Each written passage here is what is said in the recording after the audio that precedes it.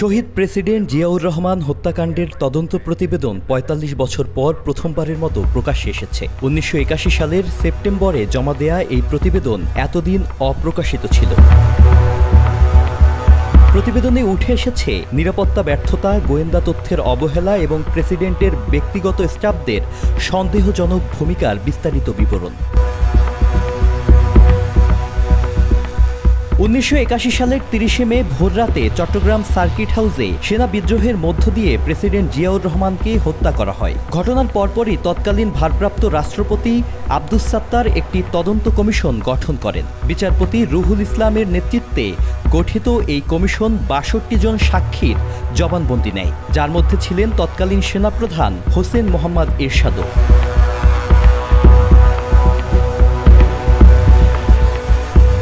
Circuit হাউসে পর্যাপ্ত অস্ত্র ও জনবল থাকা সত্ত্বেও হামলাকারীরা কেন উল্লেখযোগ্য বাধার মুখে পড়েনি? প্রতিবেদনে প্রেসিডেন্টের সামরিক সচিব লেফটেন্যান্ট কর্নেল মাহফুজুর রহমান ও এডিসি ক্যাপ্টেন মাজাহারুল হকের ভূমিকা নিয়ে সরাসরি সন্দেহ প্রকাশ করা হয়। প্রতিবেদন অনুযায়ী ঘটনার রাতে প্রেসিডেন্টের কক্ষের বাইরে কোনো নিরাপত্তারক্ষী মোতায়েন ছিল না, এমনকি সংযোগকারী দরজার বিষয়েও এডিসি অবগত ছিলেন না বলে তদন্ত কমিশনকে তিনি জানান।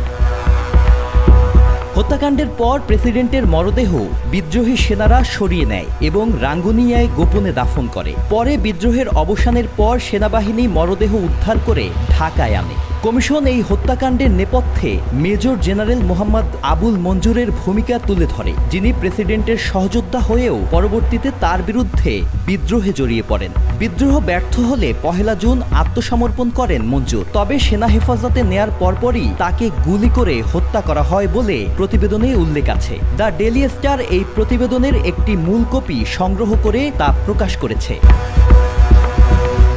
সাজিদ আব্দুল্লাহ, আয়না টেলিভিশন।